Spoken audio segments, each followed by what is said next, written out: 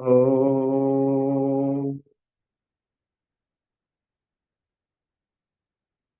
विश्वानि देव सवितर्दुरितानि परासु यद्भद्रं तन्न आसु। ओम शांति शांति शांति। श्री सद्गुरुदेव भगवान की जय।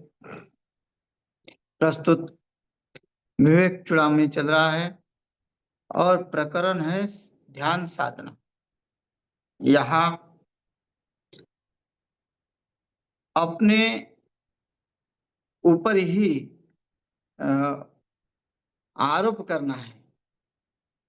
आरोप का अर्थ ये है कि जैसे हम अन्य के ऊपर आरोप करते हैं न होते हुए भी, और जो होते हुए भी आरोप नहीं करते हैं, तो वो कहते हैं कि भाई आप अपने ऊपर आरोप करो। किसका? ब्रह्म का। आप ब्रह्म हो, ये अपने ऊपर आरोप करो। आप आरोप ये शब्द भी नहीं लगता वैसे, क्योंकि आरोप भी कभी कभी मिथ्या हो जाता है। कई कई आरोप सत्य भी होते हैं। जो गुनाह किया किसी ने तो उसके ऊपर आरोप लगाए जाते हैं, फिर वकील के माध्यम से वो सिद्ध हो जाते हैं। तो वैसे ही यहाँ आरोप करने के लिए कहा है, फिर अपने साधना से वो सिद्ध हो जाएगा। अगर हम आरोप ही नहीं लगाएंगे तो वो कैसे सिद्ध कर पाएंगे? इसलिए पहले उसके ऊपर आप आरोप करो कि तू ब्रह्म है, मैं ब्रह्म हूं। इसका जो है आरोप करना चाहिए। तो यहाँ कहते हैं कि तुम ही ब्रह्म हो, ऐसा मान लो, तब तो तुमको अनुभूति आएगी। जब तक तुम ब्रह्म हो ये सुनोगे नहीं, तब तक ब्रह्म को जानोगे कैसे? उसके लिए तुम्हारी जिज्ञासा कैसे बढ़ेगी? भाई किसी वस्तु के बारे में जानोगे, उसको देखोगे, तो उसको प्राप्त करने की इच्छा होगी। अगर उसके बारे में सुनना ही नहीं चाहोगे और देखना ही नहीं चाहोगे, तो तुम्हें उसकी प्राप्ति कैसे होगी? इसलिए पहले उससे उसको जानो, सुनो, फिर वो अब प्राप्त होगा। फिर उसको प्राप्त होने के बाद उसको मानो कि तुम हो। हाँ, अपने हाथ में लड्डू है, अगर हम लड्डू को लड्डू नहीं मानेंगे, तो अगर कोई वस्तु मानेंगे, हाँ लड्डू होने के बाद भी गोल वाला है तो लड्डू है, लेकिन उसको कोई बोलेगा नहीं जलेबी है, तो कैसे मानेंगे? जो है वही मानेंगे। तो जो शास्त्रों ने कहा कि तुम ब्रह्म हो, तो हम ब्रह्म हैं। शास्त्रों ने कहा कि ब्रह्म सत्य है और जगत मिथ्या है, तो जगत मिथ्या है। ऐसा मानने में क्या दिक्कत है? भले ही वो अनुभूति नहीं हो रही है। अनुभूति न होने का कारण ये नहीं कि न वो है नहीं, भाई तुम्हारी साधना में कमी है। तुम साधना करोगे तुम्हें अनुभूति हो जाएगी। ऐसे कैसे सिद्ध कर सकते हो कि तो है ही नहीं करके? वो है, लेकिन वो सिद्ध करने के लिए तुमको अनुभूति के लिए साधना करनी पड़ेगी। तुमको शरीर को समझना पड़ेगा, वो ब्रह्म को समझना पड़ेगा। तो कहते हैं कि उसका, अगर उसको समझो तो फिर एक को छोड़ना पड़ेगा। जिसको तुम समझ रहे हो उसको समझना छोड़ना पड़ेगा। तुम किसको समझ रहे हो? कहते हैं कि शरीर को। शरीर ही सब सुखों का आधार है, ऐसा हमने मान लिया। तो शरीर को सुख का आधार मानने से वो ब्रह्म ब्रह्म जो है वो अलग हो गया। क्यों? क्योंकि ब्रह्म की हमें अनुभूति नहीं है। लेकिन इस शरीर के माध्यम से जो सुख अनुभव हो रहा है पदार्थ से, उसकी हम अनुभूति कर रहे हैं।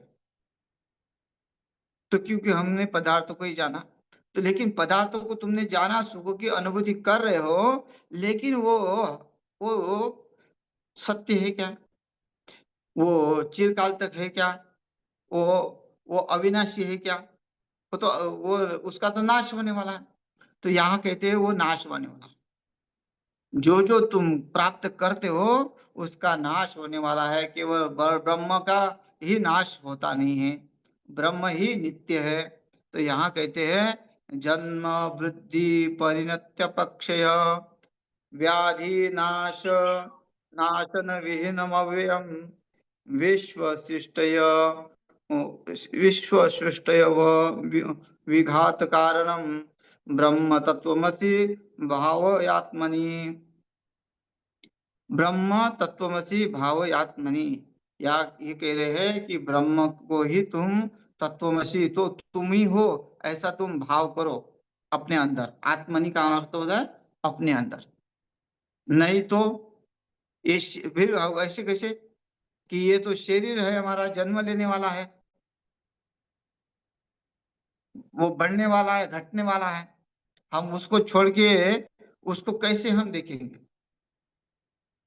है जन्म वृद्धि परि परिणति अपक्षय।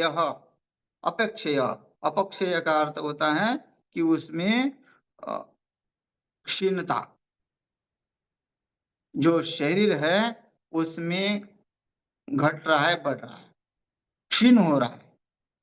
जन्मदिन मना रहे हैं, आज 25वां दिन जन्मदिन है, 50वां जन्मदिन है, हाँ, कई कई सौ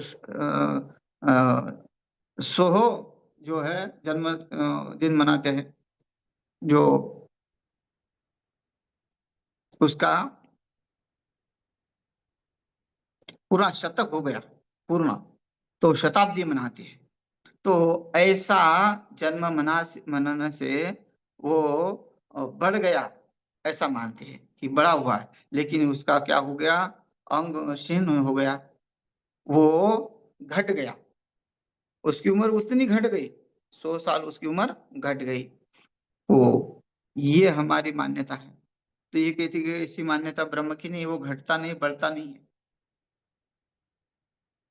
वो कभी उसमें विकार होता नहीं है, घटता है, बढ़ता है। जो जो कई जो आंखों का दोष है, जो दिख रहा है, घट रहा है, बढ़ रहा है, वो आंखों का दोष है ना।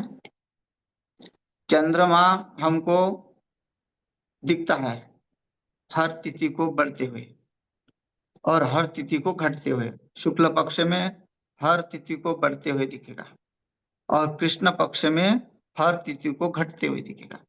तो क्या चंद्रमा घटता बढ़ता है? वो तो जैसा कि वैसा है, लेकिन दिख रहा है, किसका दोष है ये? आंखों का दोष है, वो है ही नहीं। तो वैसे ही वो ब्रह्म कैसा है? जैसा कि वैसा है, लेकिन जो ब्रह्म के ऊपर जो आवरण है अज्ञान का, वो हमको दिख रहा है कि वो घट रहा है, बढ़ रहा है। जैसे शरीर में, तुम्हारे शरीर में ही वो स्थित है। तत्वमसि का अर्थ है तुम ही ब्रह्म हो। जब कह दिया कि तुम ही ब्रह्म हो, तो फिर हमने उसके ऊपर विश्वास नहीं किया, क्योंकि वो हमको दिख नहीं रहा है, दृष्टिगोचर नहीं हो रहा है, दृष्टि भेद हो रहा है उसमें। तो वो कहते हैं कि वो ऐसा नहीं है, कि तुम उसको जो है समझो कि वो जैसा कि वैसा ही है, उसमें कोई भी बदल होता नहीं है, उसमें कोई बदल होता नहीं है। तो इसलिए वो शरीर है जिसमें बदल होता है, आत्मा में कोई बदल होता नहीं, आत्मा में कोई दुख होता नहीं, आत्मा में कोई सुख होता नहीं है। तुम जो सुख का अनुभव कर रहे हो, तुम दुख का अनुभव कर रहे हो, तो शरीर में होता है, शरीर भाव में होता है, शरीर का अंग क्षीणता होती है, शरीर में परिवर्तन होता है, शरीर में वृद्धि होती है, शरीर घटता है, बढ़ता है, शरीर का जन्म होता है, ऐसा कहते हैं। तो और शरीर में क्या होता है? व्याधि, व्याधि रोग होते हैं, नाशनम उसका मृत्यु भी होता है, उस शरीर का विहीनम वो। लेकिन वो आत्मा कैसा है? जन्म वृद्धि अपक्षय ये सबसे रहित है। शरीर उसके सहित है, और जो वो आत्मा है वो उससे रहित है, वो व्याधि से रहित है, रोगों से रहित है, उसको कोई दर्द नहीं होता, है ना। नहीं कहते ना, नैनम छिन्दन्ति शस्त्राणि नैनम दहति पावक। जो आत्मा का अनुभव करता है, उसके शरीर में कई रोग हो, रोग का अनुभव वो करता नहीं है। ऐसा नहीं कि ये जो कह रहे हो कि अ, भाई ब्रह्म ज्ञानी को भी रोग होते देखी है। अच्छा, रामकृष्ण परमहंस को भी कैंसर था। कैंसर जो है उनको था, लेकिन उनकी दृष्टि में नहीं था। उनकी दृष्टि में वो कैंसर नहीं था। वैसे ही कई ऐसे ब्रह्मज्ञानी हैं, या ऋषिकेश में भी हरिहर महाराज थे। उनको भी उनके सिर में भी दर्द होता था, तो लेकिन उनको उनके लिए नहीं था। उनको वो महसूस नहीं होता था। बोलते थे उसमें कीड़े पड़ गए थे, लेकिन वो उनको महसूस नहीं होता था। तो वहां शरीर का भाव नहीं है। शरीर का भाव होता तो वो दुखी होता, सुखी होता। प्रहलाद जो है, प्रहलाद को उसके पिता कितना कितनी यातना देते हैं। कभी जलाने की कोशिश करते हैं, कभी तेल में तलने की कोशिश करते हैं, कभी पहाड़ पहाड़ से गिराने की कोशिश करते हैं, कभी व्याघ्र के सामने डालते हैं। तो उनको कितनी यातनाएं देते हैं। लेकिन वो अगर वो शरीर भाव को देखते कि मेरे शरीर को ये कष्ट हो रहा है, क्योंकि वो तो ब्रह्म में स्थित है। उनकी अनुभूति ये है कि जहां उनको कहोगे कि कहाँ है, वो बोलते कहाँ नहीं है। है ना। ब्रह्म की अनुभूति उन्होंने सब जगह कर रखी।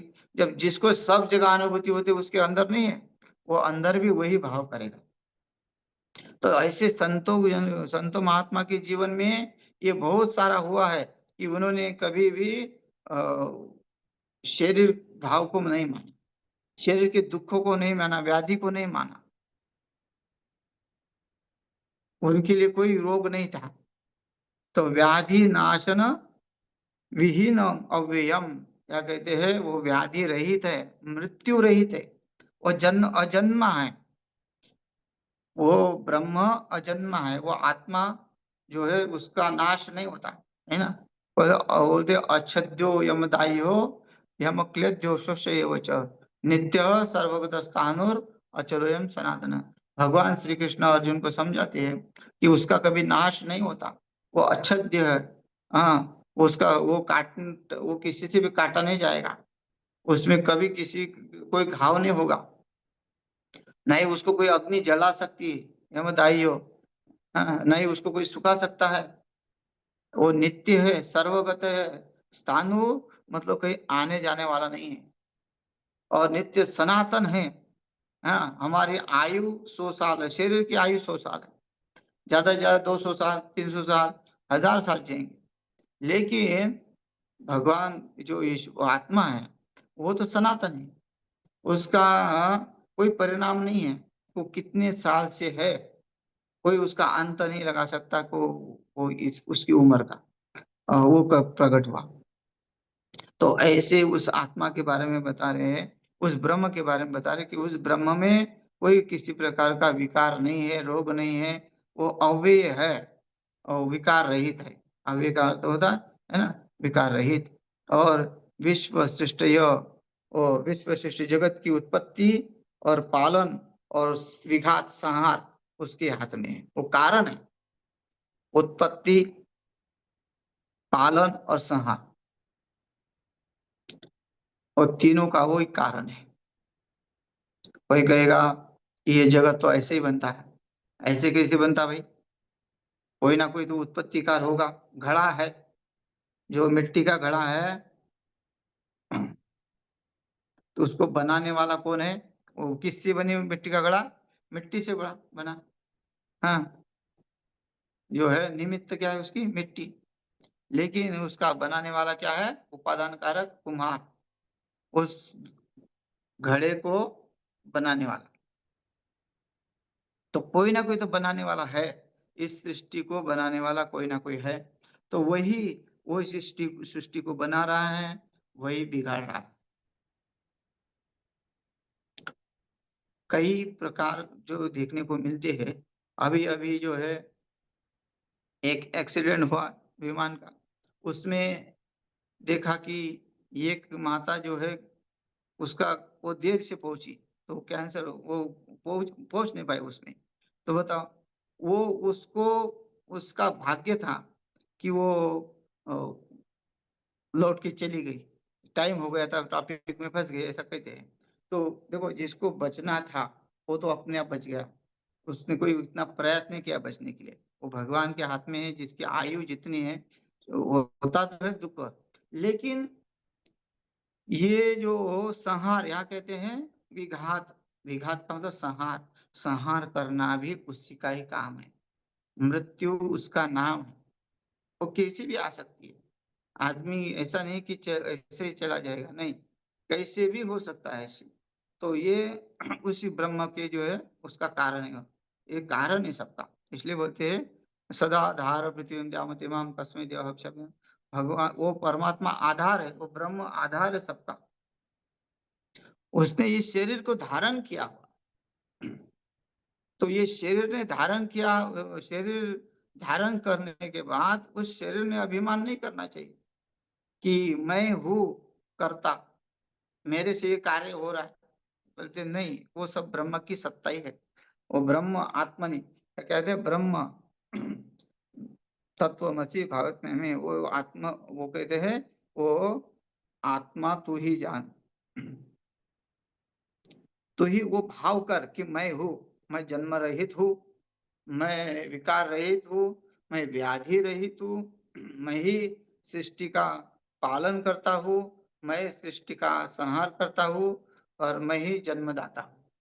ऐसा बोध अपने मन में करो, ऐसा ये श्लोक का अर्थ है। इतनी उच्ची पदवी शंकराचार्य ने दे रखी है ब्रह्म की, कि भाई जीव को ब्रह्म बना दिया। तो उस ब्रह्म के लिए जो उपाय बताए वो तो करने पड़ेंगे। जब उस उपाय को करोगे तो ये अनुभूति ऐसी हो जाएगी। तो अस्त भेद मन पास्त लक्षणम निस्तरंग जल राशि निश्चलम नित्य मुक्त अविभक्त अविभक्त मूर्ति ब्रह्म तत्वमसि भावयात्मनि। भावयात्मनि, यहाँ भी कहते हैं कि ब्रह्म तत्वमसि भावयात्मनि, तुम ही ब्रह्म हो ऐसा अनुभव करो, अपने आप को ब्रह्म मानो। अस्त भेदम, भेद रहित हो जाओ। जीव और ब्रह्म का जो भेद है उसको मिटा दो, केवल ब्रह्म का भाव रखो। ब्रह्म का भाव रखोगे तो तुम्हारे अंदर दुख नहीं होंगे, तुम्हें इसकी पीड़ा नहीं होगी, संसार की पीड़ा नहीं होगी। संसार से पीड़ा से मुक्त हो जाओ। संसार की पीड़ा में कितना दुख है? संसार की पीड़ा कितनी भयानक है? लोकेशना, वित्तेशना, पुत्रेशना, अगर इससे कभी पूर्ति होती नहीं है, लेकिन उसी में हमारा मन लगा हुआ है। कोई पुत्रेशना नहीं है तो लोकेशना तो है, मान सम्मान की इच्छा है, लोकेशना नहीं, वित्तेशना नहीं, पुत्रेशना नहीं है। कोई साधु बन गया है, लेकिन कई साधु बनने के बाद भी मान सम्मान की इच्छा होती है। ऐसा नहीं कि साधु का अपमान करना है, नहीं, लेकिन उनको स्वयं अगर ये इच्छा न हो, सरल भाव से अगर जीते हैं। सरल भाव का अर्थ यह है कि ऊंचा नीचा किसी को मानना नहीं, जाति भेद नहीं करना है। इसका अर्थ यही है कि वो साधु कैसा होना चाहिए कि जो उसका तो मान सम्मान होना चाहिए, लेकिन उसका स्वभाव होना चाहिए, उसके अंदर दया होना चाहिए, करुणा होना चाहिए। तो ऐसा ही वो वो रहित है लोकेशना से। नहीं तो फिर अगर उसमें शरीर अभिमान है कि मैं ब्राह्मण शरीर हूँ और मैं इतना ज्ञानी हूँ और मैं पूजनीय हूँ, मैं बहुत पढ़ा लिखा हूँ, अगर ऐसा ऐसा है और उस कोई मान सम्मान देता नहीं है, फिर भी उनसे इच्छा है कि इससे मुझे मान सम्मान मिले, तो वो गलत है। तो यहाँ कहते हैं कि वो ऐसा नहीं है, वो वो भेद रहित है, किसी से भेद नहीं करता है। सत्यकाम था, सत्यकाम की इच्छा थी कि मैं पढूं, मुझे विद्या प्राप्त हो, मैं इस संसार को समझूं कि ये संसार क्या है, आकाश क्या है, ये पृथ्वी क्या है, ये जल क्या है, ये वायु क्या है, ये किससे कैसे बने, ये सब वो सोचता था, जिज्ञासा करता था। और ये मुझे सब जानना है कि मैं कहाँ से आया हूँ, कहाँ जाऊँगा, मेरा क्या होगा, ये सब उसके मन में चलता रहता था। तो उसने शिक्षा लेने की इच्छा की और वो हर एक आचार्य के पास जाके नतमस्तक होता था और आचार्य के सामने प्रस्ताव रखता था कि मुझे पढ़ना है। आचार्य कहते, ठीक है तुम पढ़ो, जाओ, पहले ये बताओ कि तुम्हारा गोत्र कौन-सा है? तो गोत्र जब बोलता था कि मैं एक दासी पुत्र हूँ, तब उसको शिक्षा से रहित किया जाता था, कि नहीं, तुम अधिकारी नहीं, पढ़ने के अधिकार नहीं हो, तुम्हें इसका अधिकार शास्त्रों ने दिया नहीं है। तो वो निराश हो जाता था कि मैं भी मनुष्य हूँ, जो ब्राह्मण का पुत्र है वो भी मनुष्य है, शरीर तो एक ही है, तो मेरा अधिकार क्यों नहीं है? मुझे जान समझने की इच्छा क्यों नहीं है? तो वो सोचता था। एक बहुत आचार्य के पास गया, सबने गोत्र के कारण जो है उसको निराश कर दिया। लेकिन एक समय में गौतम ऋषि आए और गौतम ऋषि ने उसको देखा, उसने भी गौतम ऋषि को प्रणिपात किया और गौतम ऋषि को उसने कहा कि मुझे गुरुकुल में प्रवेश चाहिए, मुझे पढ़ना है, मेरा संस्कार करा दो। तो इतना कहने के बाद गौतम ऋषि ने कहा कि जाओ समिधा ले आओ। उस समय समिधा ले आओ, ये नहीं कहा कि तुम्हारा गोत्र कौन-सा है। और उसने ये भी कहा, गोत्र तो पूछा कहाँ है, लेकिन उसने कहा कि मैं दासी पुत्र हूँ, मैं सत्यकाम हूँ। सत्य जो है कि मेरा नाम जो है सत्यकाम है और मैं दासी पुत्र हूँ। तो ऐसा कहने से गौतम ऋषि ने कहा ठीक है, ले आओ। उसको अनुमति दे दी शिक्षा की।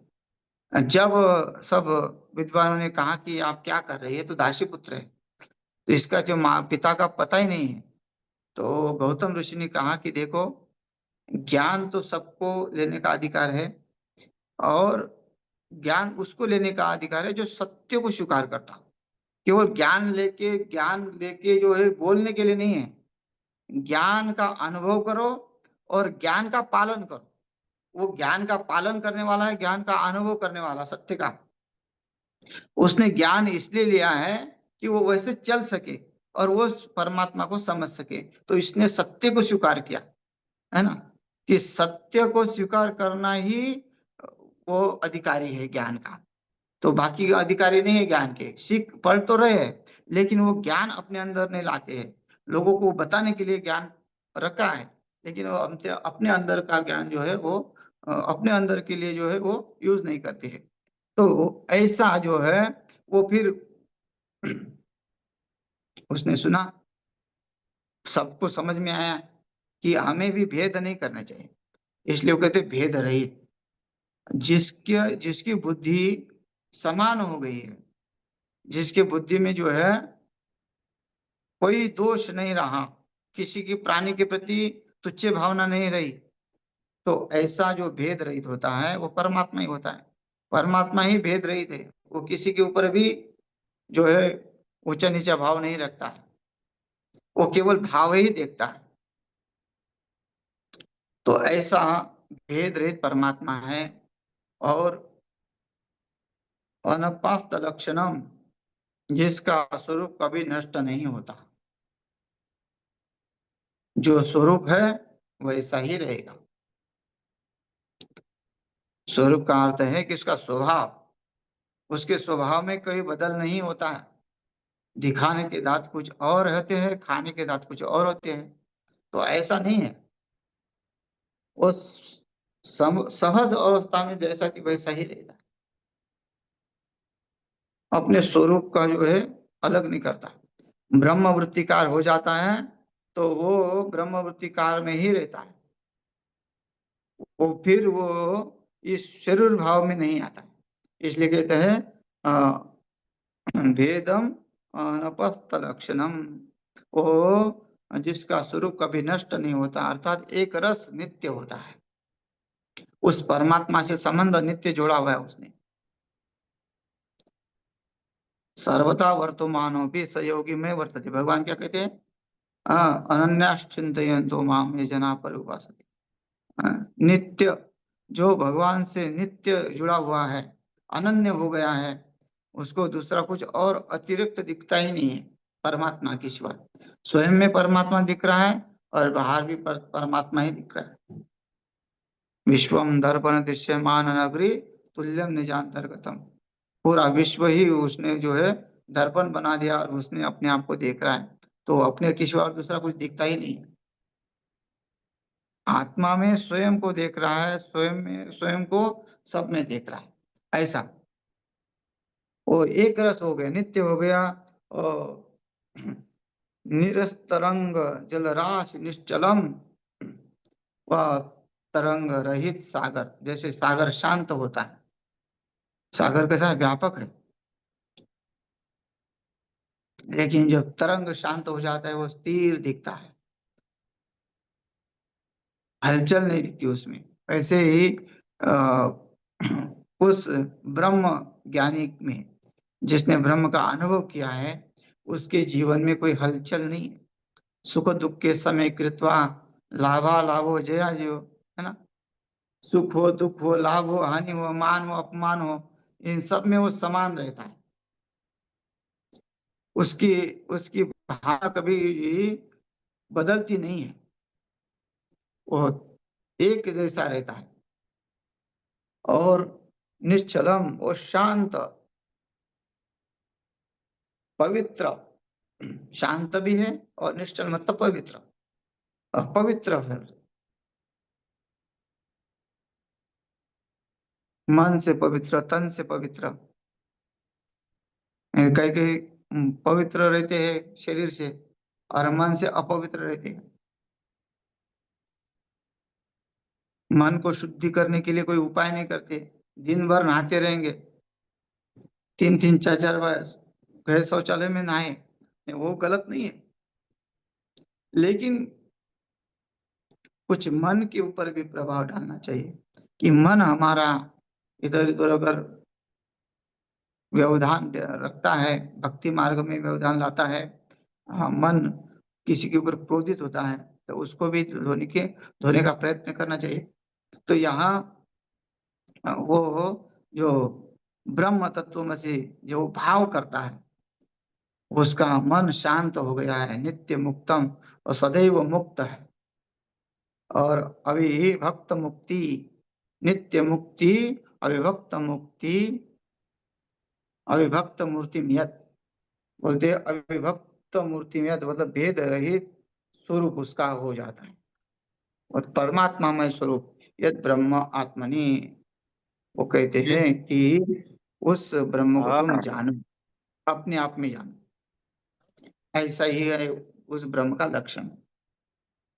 उसमें कोई किसी भी प्रकार का विकार नहीं है, वो शांत है, एक रस है, सदैव वो मुक्त है। वो जन्म मरण से रहित है, आने जाने वाला नहीं है। न ही उसके शरीर में कष्ट होते हैं, न ही किसी प्रकार का जो है उसको हानि पहुंचाती है कोई। और एक जैसा रहता है, वर्तमान भूत भविष्य में किसी प्रकार का उसमें बदल नहीं होता है।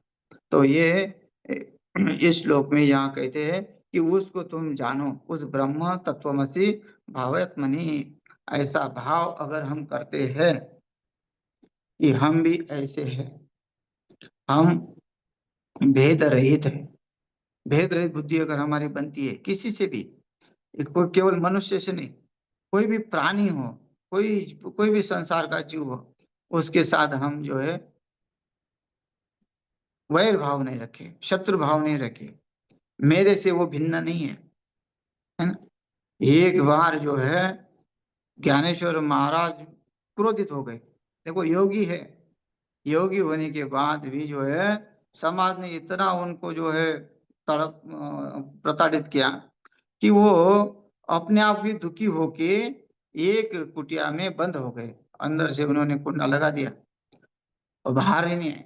तो उनकी जो बहन थी मुक्ताई, वो उनको कहती है कि आप इतने क्रोधित हो रहे, क्यों हो रहे, किसके ऊपर हो रहे? तो आप ये देखिए ना कि भाई अगर दांतों ने जीभ को चबाया, तो क्या कोई बत्तीसी अपनी तोड़ देगा, अपने हाथों से बत्तीसी गिरा देगा कि भाई तुमने जीभ को चबाया करके? नहीं, वो सहन करेगा। तो वैसे ही वो जो भेद रहित होता है, वो समाज को सहन करता है कि ये मेरे से भिन्न नहीं है। इसमें और मेरे में कोई भेद नहीं है। इससे इसने भी मुझे कष्ट भी दिया हो, तो वो कष्ट तो मेरा नहीं है। वो अंग मेरा ही है। जिसने मुझे कष्ट दिया वो अंग मेरा है। अच्छा, जो हाथ में फोड़ा आ रहा है और वो फोड़ा में बहुत तड़प है, तो कोई आदमी वो फोड़ा को से तो वो हाथ को काट थोड़ी देता है। वो सहन करता है कि क्योंकि हाथ उसका है, तो फोड़ा भी उसी का है। वो सहन करता है, भले ही उसके लिए विलास भी करता है, तो उससे उसका तिरस्कार नहीं करता। तो ऐसा वो भेद रहित पुरुष जो है वो आत्मा का अनुभव करता है। तो इस श्लोक का ये अर्थ है। और शेष जो है अगला श्लोक अगले सत्र में देखते हैं और यही समाप्त करते हैं। हरि ओम।